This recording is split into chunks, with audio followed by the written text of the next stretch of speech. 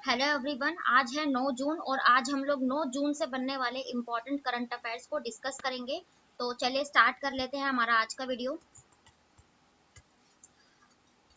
First question है, international union for conservation of nature यानी कि IUCN फॉर विश्व संरक्षण कांग्रेस 2025 का आयोजन किस देश में किया जाएगा? तो ये UAE यानी कि संयुक्त अरब अमीरात, यूनाइटेड नेशंस अरब अमीरात में किया जाएगा।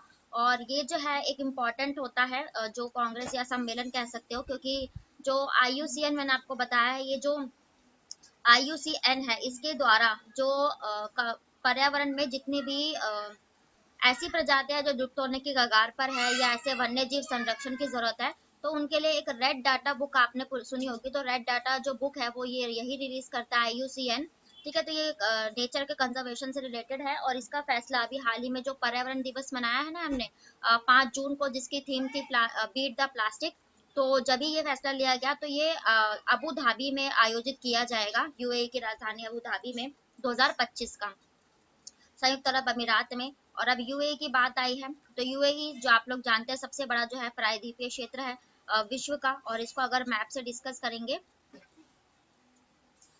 ये यहाँ से जो हमारा जो ये इंडिया के पर्सपेक्टिव में यहाँ से अरेबियन सी की लोकेशन आप देख रहे हैं, उसके यहीं पर ये वाला जो सारा क्षेत्र पड़ता है ना, ये वाला, ये जो है संयुक्त अरब अमीरात यानी कि यूनाइटेड नेशंस अरब अमीरात सबसे बड़ा प्रायद्वीपीय क्षेत्र ये कहलाता है।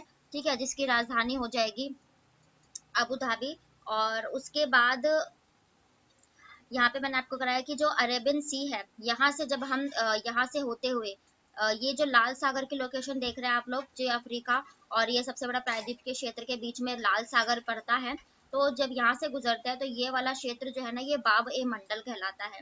ठीक है, और ये यहाँ पर लाल सागर की लोकेशन पड़ जाती है। फिर यहाँ पर भूमध्य सागर पड़ता है, मेडिटेरियन सी। तो मेडिटेरियन सी और रेड सागर के कौन सी, जो यहाँ पर एक कैनाल आपने सुनी होगी जिससे व्यापार होता है, स्वेज व्यापार, स्वेज कैनाल, सॉरी, यहाँ पर स्वेज व्यापार है। ठीक है, और कुछ अलग देश जो चर्चा में उनको डिस्कस करेंगे। तो अभी यमेन क्यों चर्चा में था? यमेन इसलिए चर्चा में था क्योंकि जो बंगाल की खाड़ी में चक्रवात मोचा आया है ना, उसमें जो नामकरण दिया है उसको यमेन ने ही दिया है। और उसके बाद ये कतर इस बार क्यों चर्चा में था? क्योंकि 2022 के जो फीफा वर्ल्ड कप थे कतर में आयोजित किए गए। ठीक है, जिसमें अर्जेंटीना ने फ्रांस को हराकर ये खिताब जीता था। उसके बाद यहाँ पर आपको ये सीरिया की लोकेशन दिख रही होगी, एशिया पार्ट में तुर्की और सीरिया क्यों चर्चा में थे? यहाँ विशाल भूकंप आए थे, जिसके चलते भारत ने तुर्की की सहायता करने के लिए ऑपरेशन दोस्त चलाया था। और फिर उसके बाद यहाँ पे मैंने आपको कजाकिस्तान की से रिलेटेड ये कैस्पियन सागर आप लोग देख रहे हैं, ये जो लोकेशन है, इससे रिलेटेड मैंने आपको कुछ ट्रिक बताई है, जिससे जो देश इससे सीमा साझा करते हैं। इसकी ट्रिक थी कृति, ये मैंने आपको कराई है। और इम्पॉर्टेंट है क्योंकि एग्जाम का पार्ट बनती है कि कैस्पियन सी से कितने देश सीमा साझा करते हैं। तो कैस्पियन सी से यहाँ कजाकिस्तान की सीमा आप साझा करते देख रहे हो। और आर से ये जो सारा पार्ट आपको दिखाई दे रहा है ये रशिया ही है। और उसके बाद आर हो गया, ए से यहाँ पर ये अजरबैजान की लोकेशन आपको दिखाई दे रही है, छोटा सा देश, तो ये यहाँ इससे सीमा साझा करता है। और टी से यहाँ पर ये जो है तुर्कमेनिस्तान इससे सीमा साझा करता है। तजाकिस्तान तो यहाँ पर जाता है, तुर्कमेनिस्तान इससे सीमा साझा करता है। और आई से यहाँ पर ईरान की लोकेशन आपको ये दिखाई दे रही है, ईरान, तो ईरान भी यहाँ से इससे सीमा साझा करता है। तो कैस्पियन सागर से ये सीमा साझा करते हैं, ये ट्रिक है करती।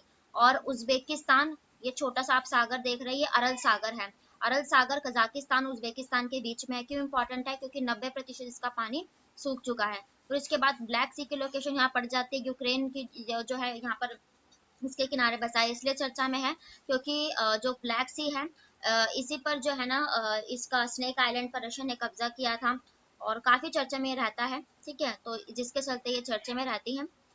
तो अब हम देखेंगे कुछ अदर ऑप्शंस,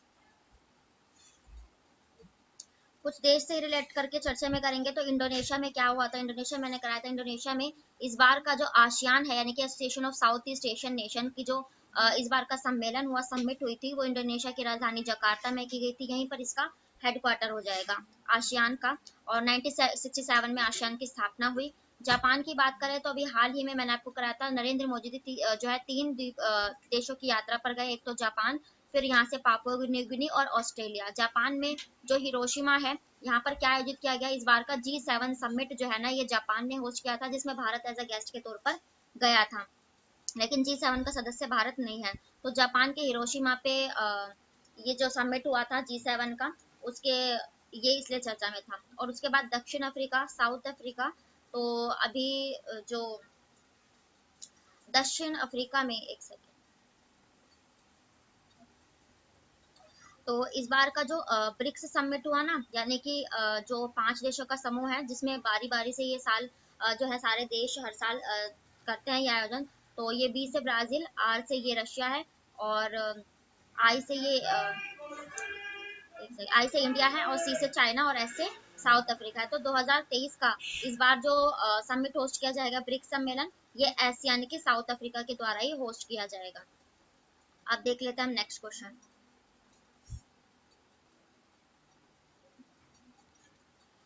नेक्स्ट क्वेश्चन है, हाल ही में पंजाब को नशा मुक्त बनाने के लिए कौन सा ऑपरेशन शुरू किया गया है? तो ये ऑपरेशन जो क्लीन है, ये शुरू किया गया है। आप लोग जानते हैं पंजाब में जो है ड्रग्स के मामले कई बहुत ज्यादा देखे जाते हैं। तो पंजाब जो है पाकिस्तान से भी सीमा साझा करता है, जिसके चलते यहाँ कई जगह गैर कानूनी गतिविधियां बहुत ज्यादा देखने को मिलती है। तो ऑपरेशन क्लीन जो है यहाँ पर चलाया गया है, और जो नार्कोटिक्स होते हैं, ड्रग्स वगैरह की जो चीजें, उनसे बचाने के लिए। पंजाब की राजधानी चंडीगढ़ हो जाएगी, जो ये चंडीगढ़ हरियाणा की भी राजधानी है, 2 राज्यों की राजधानी। पंजाब में अभी जो चलने का कानून अधिकार, राइट टू वॉक, पारित किया गया था। ये जो साइकिल सवार पैदल यात्री है, उनके लिए चलने का अधिकार अधिनियम पारित किया गया था। ठीक है। और पंजाब के एक संगरूर जिले में ही हमारा जो पहला जो CBG कंपोस्ट बायोगैस प्लांट जो है, ये स्थापित किया गया था पंजाब में ही। पंजाब के मुख्यमंत्री हो जाएंगे भगवंत सिंह मान। अदर ऑप्शंस भी हम कुछ ऑपरेशन से रिलेट करके पढ़ेंगे। तो ऑपरेशन करुणा अभी हाल ही में किस लिए, तो म्यांमार के लिए चलाया है यहाँ पर। जो ये ऑपरेशन करुणा, ये जो चक्रवात मोर्चा आया था, इसने म्यांमार को भी प्रभावित किया है। तो उसके चलते ऑपरेशन करुणा यहाँ पर चलाया था भारत ने इसकी सहायता के लिए। ऑपरेशन देव शक्ति ये अफगानिस्तान में चलाया गया था, जब वहाँ पे तालिबानियों का शासन आया, तो भारतीयों को बाहर निकालने के लिए ऑपरेशन देव शक्ति चलाया गया था। नेक्स्ट क्वेश्चन है और इम्पोर्टेंट है, हाल ही में सूरी नाम का सर्वोच्च नागरिक सम्मान the grand order of the chain of yellow star से किसे सम्मानित किया गया है? तो ये जो पूरा सम्मान है, ये हमारी जो राष्ट्रपति हैं द्रौपदी मुर्मू जी, इनको दिया गया है। सूरी नाम एक दक्षिणी अमेरिका का देश है, और इनको जो श्रीमती द्रौपदी मुर्मू जी है, इनको ये सम्मानित किया गया है। और ऐसा क्यों है? क्योंकि सूरी नाम के साथ हमारे जो संबंध है देश के साथ, ये 150 साल हो गए। आप लोग जानते हैं पहले जब औद्योगिकरण की शुरुआत हुई थी, तो उस समय जो मजदूर होते थे भारत के, जिन्हें गिरमिटिया मजदूर कहते थे, क्यों? क्योंकि वो यहाँ से जो है ना काम की तलाश में उनको कंपनीज, बड़े बड़े उद्योग ले जाते थे, और वो वहां रहकर काम वगैरह करते थे। तो कई सालों से हमारा ये रिलेशन चलता है अमेरिका के साथ, और दक्षिण अमेरिका अफ्रीका के साथ। तो ये अमेरिका के साथ अभी सूरीनाम को हमारे 150 साल पूरे होने पर उन्होंने भारत को सम्मानित किया है। और द्रौपदी मुर्मू जी, आप जानते हैं, ये हमारी 15वीं क्रम की राष्ट्रपति है, दूसरी महिला राष्ट्रपति है, और पहली आदिवासी महिला राष्ट्रपति है। अभी इन्होंने जयपुर के जो जयपुर जिसे राजस्थान की राजधानी पिंक सिटी में संविधान पार्क की जो है स्थापना की थी। ठीक है। और उसके बाद जो कैच द रेन अभियान, पानी को संरक्षण के लिए, वर्षा के पानी का इन्होंने ही संरक्षण ये अभियान चलाया था। और एक सुखोई सुखोई 30, जिसके साथ हमने रशिया के साथ डील करी हुई है, तो ये विमान फाइटर जेट उड़ाने वाली जो दूसरी महिला जो बनी है, ये द्रौपदी मुर्मू जी बनी थी। अब सूरीनाम देश को हम अमेरिका के मैप से डिस्कस करेंगे, ताकि कुछ जीके भी कवर हो जाए वहां से। तो ये दक्षिण अमेरिका का मैप है, और यहाँ पर उसके उत्तर में ही ये सूरी नाम की लोकेशन आपको दिखाई दे रही होगी। ये छोटा सा जो देश है, यही सूरी नाम है, और यहीं पर जो है ना इसके अवार्ड सम्मानित किया गया है।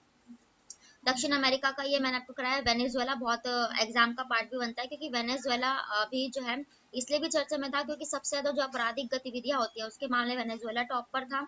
और वेनेजुएला जो है वेनेजुएला में जो सबसे पूछा जाए कि विशालतम तेल के भंडार कहाँ पाए जाते हैं, तो वेनेजुएला में पाए जाते हैं। और उसके बाद यहाँ पर आपको ब्राजील की लोकेशन दिखाई दे रही है। तो ये जो ब्राजील है, यहाँ पे ब्राजील की राजधानी ब्राजीलिया, ब्राजील में ही घने अमेजोन के जंगल पाए जाते हैं, विशाल एनाकोंडा यहीं पाए जाते हैं। दक्षिण अमेरिका का सबसे बड़ा देश ये ब्राजील ही है। और उसके बाद यहाँ पर ये सारी लोकेशन, फॉकलैंड आइलैंड आपने सुना होगा, ये जो छोटा सा दिखाई दे रहा है फॉक आइलैंड, मैंने आपको कराया था। ब्राजील देश से यहाँ से ट्रॉपिक ऑफ कैप्रिकॉर्न, यानी कि जो मकर रेखा से होकर गुजर रही है, तो यहाँ से ब्राजीलियन जलधारा आती है नीचे से। फॉकलैंड ये एक ठंडी जलधारा है, ब्राजीलियन गर्म जलधारा है। तो यहाँ पर जो ये क्षेत्र बनता है ना, ये ग्रैंड बैंक का निर्माण करते हैं, जहाँ मत्स्य उत्पादन के लिए ये क्षेत्र बहुत इंपॉर्टेंट होता है। और ब्राजील से कौन से देश सीमा साझा नहीं करते, एग्जाम का पार्ट बनता है, तो यहाँ पे इक्वाडोर की लोकेशन आपको दिखाई दे रही है, और उसके बाद यहाँ पर ये चिली की लोकेशन दिखाई दे रही है। ठीक है, तो ये सारे जो देश हैं, चिली और ये इक्वाडोर, ये ब्राजील से सीमा साझा नहीं करते, बाकी दक्षिण अमेरिका के सारे देश इनसे सीमा जो है साझा करते हैं। तो ये दक्षिण अमेरिका से कुछ रिलेटेड फैक्ट थे। अब हम अदर ऑप्शन डिस्कस करेंगे जिनको अवार्ड से सम्मानित किया गया हो। तो डॉक्टर एस जयशंकर ये हमारे विदेश मंत्री हैं, और अभी जो ये मैक्सिको की यात्रा में गए थे, वहां पर इन्होंने सरदार पटेल की मूर्ति का अनावरण किया था। और फिर ये अभी फिजी में गए थे। इस बार का जो विश्व हिंदी सम्मेलन हुआ फिजी में हुआ था, फिजी की राजधानी सुआ में। तो वहां पर इन्होंने सरदार पटेल की मूर्ति का अनावरण किया, उन्होंने भी डॉक्टर एस जयशंकर को सम्मानित किया। नरेंद्र मोदी को अभी हाल ही में मैंने आपको बताया पापुआ न्यू गिनी की यात्रा में भी गए थे ये, तो वहां पर इंडो पैसिफिकेशन की सम्मेलन के लिए, तो नरेंद्र मोदी जी को पापुआ न्यू गिनी अपने हाईएस्ट सिविलियन अवार्ड से सम्मानित किया था। रतन टाटा की बात करें तो अभी इन्हें जो है ना ऑर्डर ऑफ ऑस्ट्रेलिया से सम्मानित किया जा चुका है, ऑस्ट्रेलिया का हाईएस्ट सिविलियन अवार्ड। आप देख लेते हैं नेक्स्ट क्वेश्चन।